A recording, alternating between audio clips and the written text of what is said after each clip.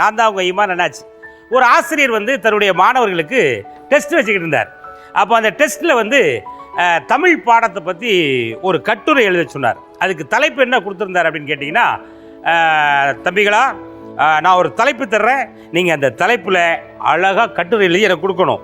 எப்படி நீங்கள் எழுதுறீங்களோ அதுக்கு தகுந்த மாதிரி நான் உங்களுக்கு மார்க் தருவேன் அப்படின்னா எல்லாரும் ரெடி அப்படின்னாங்க. அப்போ அந்த தலைப்பை சொன்னார், தாயின் அன்பு. இதை பற்றி ஒரு கட்டுரை எழுதுங்க அப்படின்னு ஆளுக்கு ஒரு பேப்பரை கொடுத்தா எல்லாரும் வாங்கியா தாய் என்பவள் 10 மாதம் தன்னை சுமந்து பெற்றெடுத்தவள் ஆளுக்கு அவர்களுக்கு தெரிஞ்சதை பூரா மலன்னு எழுதுறாங்க. ஒரே ஒரு பையன் மட்டும் பேனாவை எடுத்தான், ஒரே ஒரு வரி மட்டும் எழுதி அப்படியே டேபிளில் வச்சுட்டு அமைதியாக உட்காந்துட்டான். அப்படியே ஆசிரியர் வந்து எல்லாருடைய பேப்பரை அப்படியே கலெக்ட் பண்ணிட்டு இருக்கும்போது திடீர்னு பார்த்தா, டேய் என்னடா ஒரே ஒரு வரி மட்டும் எழுதியிருக்க, தாயை பற்றி எழுதுறதுக்கு வேற எந்த வார்த்தைகளுமே இல்லையா அப்படின்னா, நான் என்ன எழுதியிருக்குன்னு படிங்க ஐயா அப்படின்னு ரொம்ப பணிவாக சொன்னான். ஆசிரியர் அப்படி படித்து பார்த்தா தலை கிறுகிறுன்னு சுற்ற ஆரம்பிச்சிட்டு. அந்த படித்து பார்த்த அந்த வாசகம் என்ன அப்படின்னா, எதுவுமே படிக்காமல் வந்த அந்த மாணவன் சமாளிப்பதற்காக எப்படி எழுதியிருந்தான் தெரியுமா, தாயுடைய அன்பை சொல்வதற்கு ஆவிலிருந்து அக்கனா வரைக்கும் எந்த எழுத்துமே இல்லை அப்படின்னு போட்டான். அதே மாதிரி பயங்கர பிரில்லியண்டா பேசக்கூடிய அற்புதமான 4 குழந்தைகள் இன்னைக்கு வந்திருக்காங்க. இவங்க என்ன பேசுறாங்கன்னு கேட்போமா? இருங்க, குழந்தைகளை கூட்டு வந்துடுறேன். ஹலோ குட்டீஸ், இந்த வரேன்.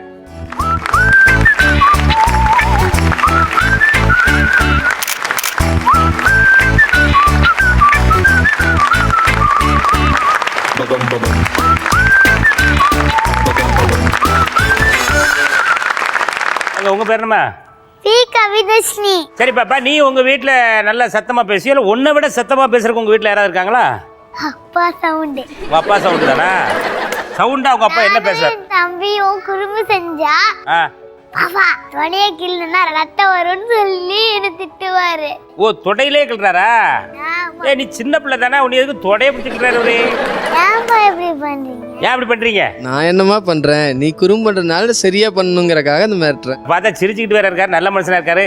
குறும்பு செஞ்சா நீங்களே பாப்பீங்க அவர் எவ்வளவு மரட்டா நடந்துக்கிறாரு. அப்படியா? இங்கெல்லாம் சிரிச்சுக்கிட்டு தான் இருப்பாரு. நீங்க வீட்டு பக்கம் வாங்கல, அவர் எவ்வளவு முரட்டுத்தனமா நடக்காருங்கிறது அங்க வந்து பார்த்தா தான் தெரியும். தம்பி வணக்கம். உங்க பேர் என்ன? சர்வின். உன் பேர் சர்விந்து. உங்க அப்பா பேர் என்ன? செந்தில். செந்திலா? அது மட்டும் எவ்வளவு ஈஸியான பேர் வச்சிருக்காரு பேர். உனக்கு சர்ரு புருன்னு பேர் வச்சிருக்காரு. முடி 2 பேரும் ஒரே சலூன்ல வெட்டினீங்களோ? ஆஹா, எங்க அப்பா ஊர்ல வெட்டினாங்க, பார்பர் ஷாப்ல. இவன் பார்பர் ஷாப்ல வெட்டிருக்கான், அவங்க அப்பா ஊருக்குள்ள போய் வெட்டிட்டு வந்திருக்காரியா? உங்க ஊர் எங்க இருக்கு? டவுசர் லைட்.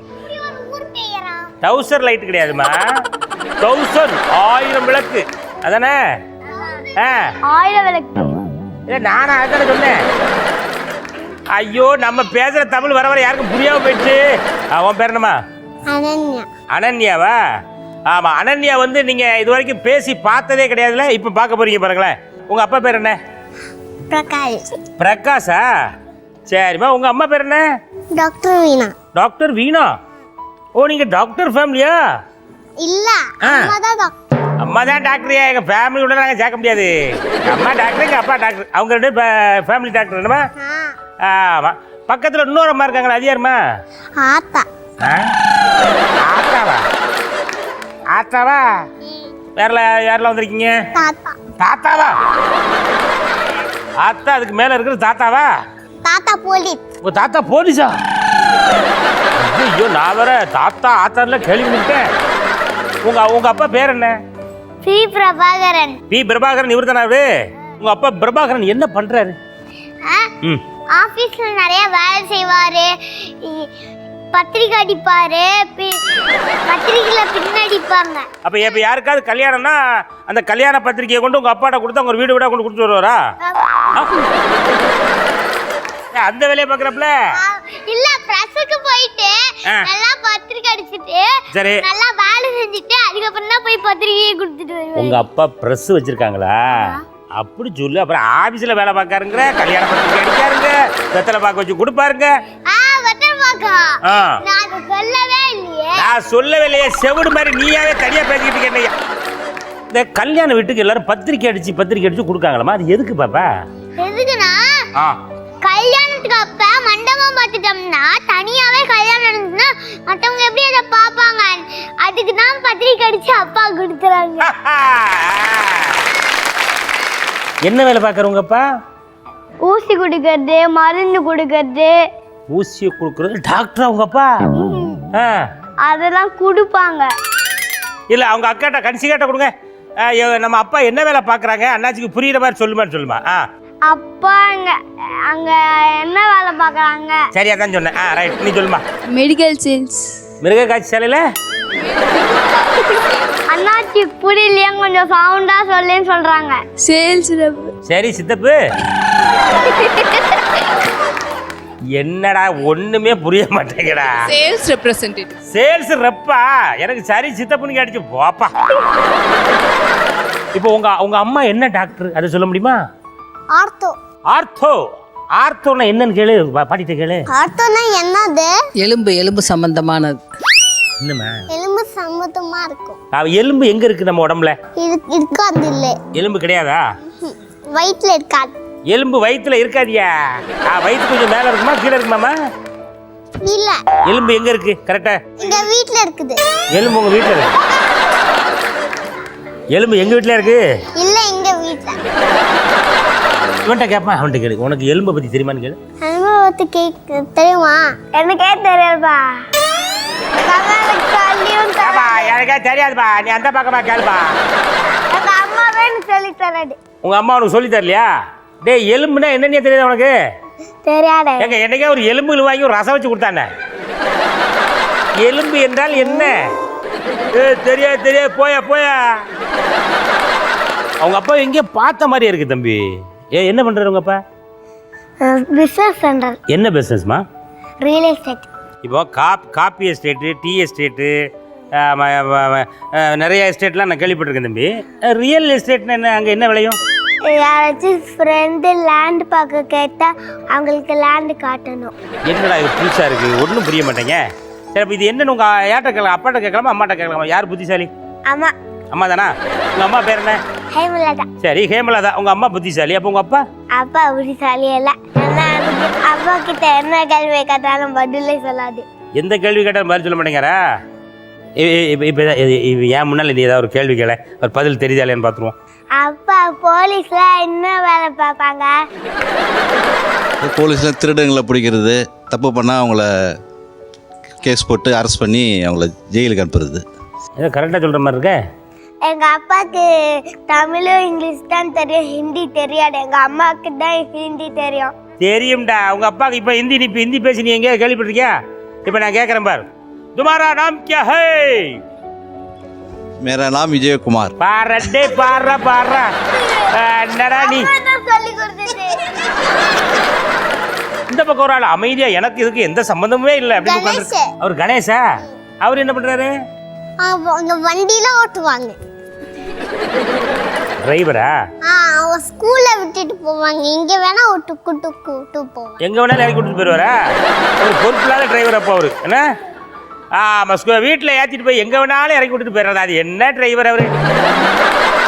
குழந்தைகள் ரொம்ப கலகலப்பாக பேசிக்கிட்டு இருக்காங்க. இவங்களுடைய கலகலப்பான பேச்சை நீங்கள் தொடர்ந்து கேட்கணும்னா ஒரு சின்ன பிரேக் எடுத்துக்கணுமா? ஒரு ஸ்மால் பிரேக்.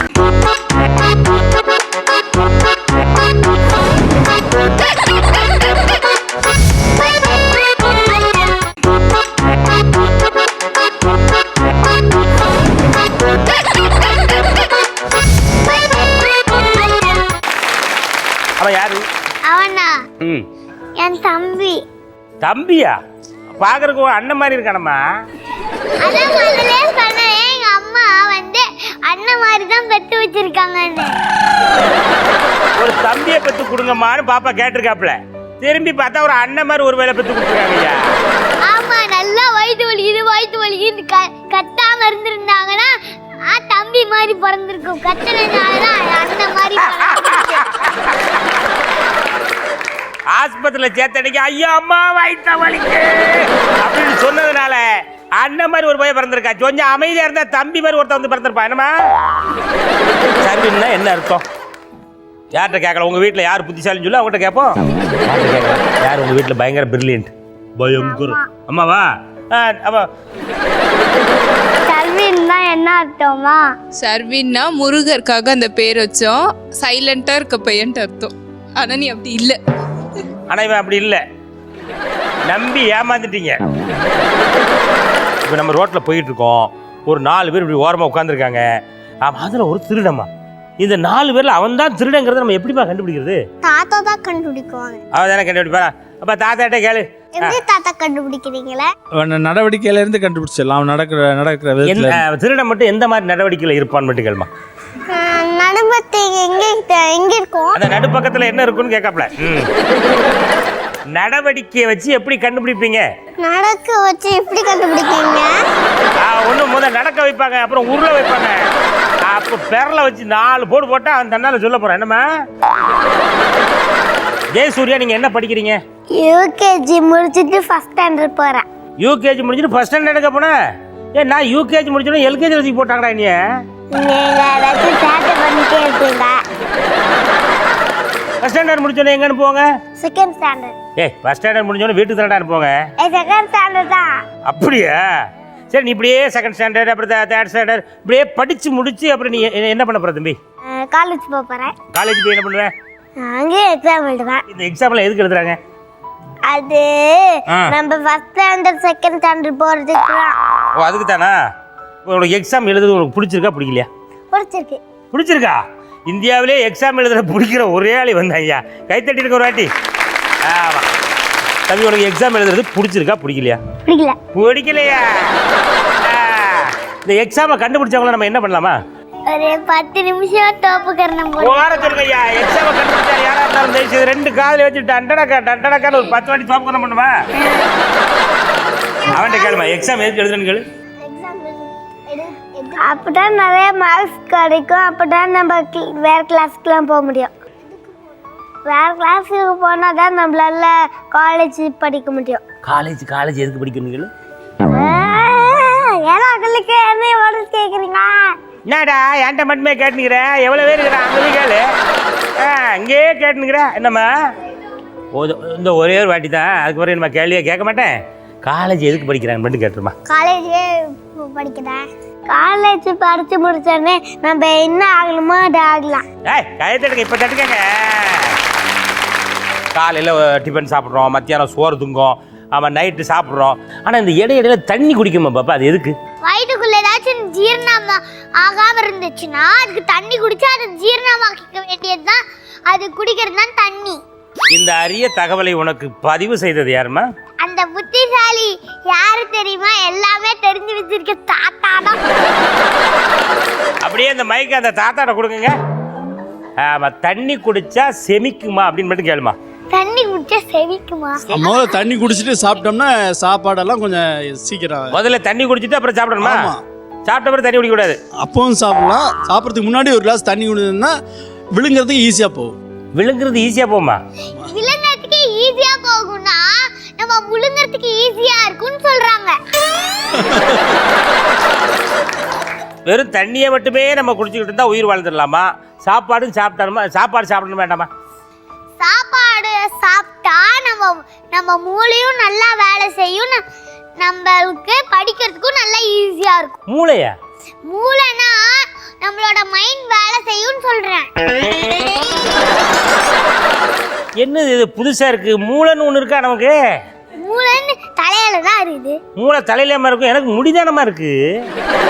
இங்கதான் மைண்டே இருக்குது. டாக்டர் பொண்ணே, நமது உடம்பில் மூளை எந்த மூளையில் இருக்கிறது என்று சொல்ல முடியுமா? எங்க? இங்கயா? கைவிடுறாங்கடா. இப்பதானே நீ நம்ம உலகத்தில் இருக்கிற எல்லாரும் நல்லா கவனிச்சுக்கிடுங்க. சிவப்பா இருக்கிறவன் என்னைக்குமே போய் சொல்ல மாட்டான். அதுலயும் டாக்டர் பொண்ணு என்னைக்குமே போய் சொல்லாது. மூளை எங்கம்மா இருக்கு? இங்க.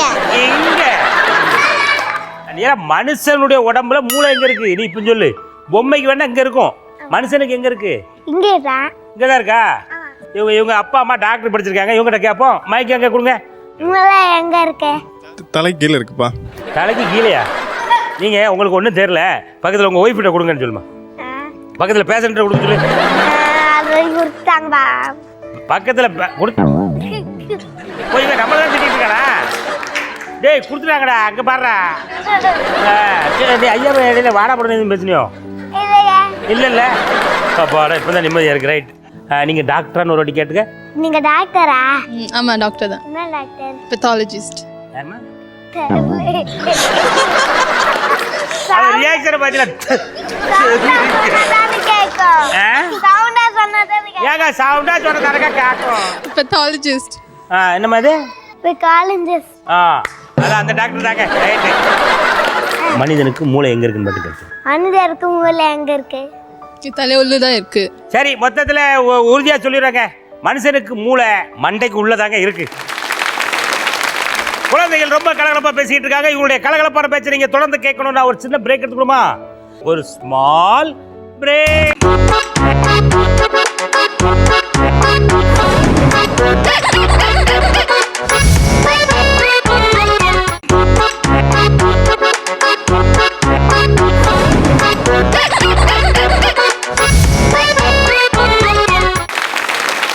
உங்களுக்கு சொந்த ஊர் எது தம்பி? சென்னை தான். சென்னை தானா? என்னடா சொல்ற? சென்னையில் எங்க இருக்கீங்க? ஒரு சந்து இருக்கும், சரி. அங்க ஒரு நம்பர் இருக்கும். ஃபர்ஸ்ட் வீட்ல ஒரு படிக்கட்டு இருக்கும், நெக்ஸ்ட் ஏதோ ஒரு ரூம் மாதிரி ஒன்று இருக்கும், அது நெக்ஸ்ட் ஒரு நாய் வீடு. அப்புறம் நாய் வீடா? அங்க நாய் இருக்குமா, ஆமா. அது யார் புதுசா வந்தாலும் பக்வான்னு கத்தும். அப்புறம் அதை தாண்டி ஒரு சாமி ரூம் இருக்கும், அப்புறம் ஒரு படிக்கட்டு, அப்புறம் சவுறு இருக்கும், அப்புறம் அதை தாண்டி ஒரு வீடு இருக்கும். அதான் எங்க வீடு. அதான் உங்க வீடா? உங்க வீட்டு நம்பர் என்ன? 59A பிள்ளையார் கோயில் ஸ்ட்ரீட், சென்னை 41. நிஜமாவா? வீட்டு நம்பர்ல தெரியுமா உனக்கு? கை தட்டுங்க ஒரு வாட்டி. எங்க வீட்டு பக்கத்துலயே ஒரு பிள்ளையார் கோயில் இருக்கு தம்பி. உங்க வீட்டு பக்கத்துலயே ஒரு பிள்ளையார் கோயில் இருக்குன்னு நீ சொல்ற. உங்க வீட்டு பக்கத்துல ஒரு பிள்ளையார் கோயில் இருக்கலாமா? உங்க வீட்டு பக்கத்துல ஒரு பிள்ளையார் கோயில் இருக்குல்ல? உங்க வீட்டு பக்கத்துல இருக்குல்ல? இப்படி எல்லாரும் வீட்டு பக்கத்துலயே ஒரு பிள்ளையார் கோயில் இருக்கமா? பிள்ளையார் எங்க இருப்பாரு? கோயில்ல தான். அதான் எந்த கோயில்ல இருப்பாரு? எல்லார் கோயில்லையும் இருப்பாரு. எப்படிம்மா? எப்படி? அவர் கடவுளெல்லாம் எல்லா இடத்துலயும் இருப்பாங்களா? சூப்பர், கை தட்டுங்க. நீ சொல்லுமா, தாய்மொழி அப்படின்னா என்னம்மா? தாய்மொழினா அவங்க தான் காக்கா. அவங்க தான் காக்கா. மொழி அப்படின்னா என்ன? அதை மட்டும் சொல்லிடுறேன். எங்க அம்மா எனக்கு சொல்லியே தரல. தரல. ஆமாம், பாஷைன்னா என்ன தம்பி? பாஷை அதான் எங்க அம்மா சொல்லி தரல. தரலையா? லாங்குவேஜ் அப்படின்னா என்னம்மா? லாங்குவேஜ்னா ஹிந்தி லாங்குவேஜ், தமிழ் லாங்குவேஜ். இங்கிலீஷ்லயே பிள்ளைய வளர்க்கிங்க. திருக்குறள் தெரியுமா உனக்கு? ஒன்று சொல்லுமா. திருக்குறள் அன்றே அந்த முருகனுடைய. இப்படி ஒரு திருக்குறள் இருக்கு, உங்களுக்கு தெரியுமா? இன்னொரு உங்களுக்கு புரியல? இந்த பாப்பா இன்னொரு சொல்லுவாப்புல, சொல்லுமா. திருக்குறள் அன்றே அன்றே அன்பே அன்றே மில்ல. ஓ இதுவா? அன்பே அன்பே கொல்லாது, அதானம்மா? இல்ல, அது திருக்குறள்ல கிடையாது. வேற என்ன? எங்க எங்க இன்னொரு சொல்லுமா. மன்றே. நீ அதுக்கு ஏன் செருப்ப காலத்துல இரு? பேசிட்டு போய் பேச்சா இருக்கணும், அதெல்லாம் செருப்புலாம் கட்டக்கூடாது. இந்த திருக்குறள் உனக்கு சொல்லி கொடுத்தது யாருமா? அம்மா சொல்லி கொடுத்தாங்க.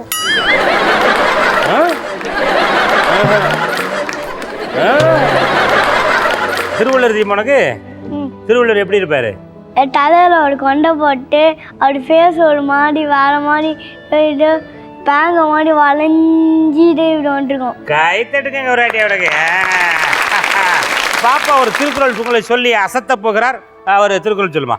அகர முதல்ல எழுத்தெல்லாம் ஆவி மன்னவன் மதுரை எழுது கற்றதனால் ஆய பயனன்கோள் வாளறிவன் நற்றால் தொழானில் மலர்விசை ஏகினால் மாடதை சேர்ந்தாரு நிலன்மிசை நீடு வாழ்வு.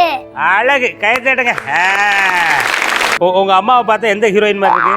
அரண்மனையில ஹன்சிகா பேய் வாழ்ந்த ஒரு படம் வரும்ல, அந்த மாதிரி இருக்காங்க. அம்மாவை பார்த்தா எந்த ஹீரோயின் மாதிரி இருக்குன்னு கேளு. அப்ப இந்து ஹீரோயின் அம்மா பார்த்து இருக்கோம். ராணி முகர்ஜி மாதிரி இருக்குமா? ராணி முகர்ஜி. ஓ அங்கேயே போயிட்டீங்க நீங்க. இந்த ஏரியால இல்ல. அம்மா அப்பா பார்த்து இந்து ஹீரோ மாதிரி இருக்கான். அஜித். அஜித் பாத்தீங்களா? நீங்க அங்க பேட்டியா, அவங்க இங்க வந்துட்டாங்க. அவங்க தமிழ்நாட்டு மருமகள் என்பதை நிரூபித்திருக்கிறார். தலை அஜித் மாதிரியா இருக்காப்லையே அவங்க வீட்டுக்காரர். கை தட்டுங்க ஒரு வாட்டி. சரி, எல்லாரும் ரொம்ப அழகா பேசுறீங்க. எல்லாருமே போய் கிஃப்ட் எடுத்துக்கலாமா?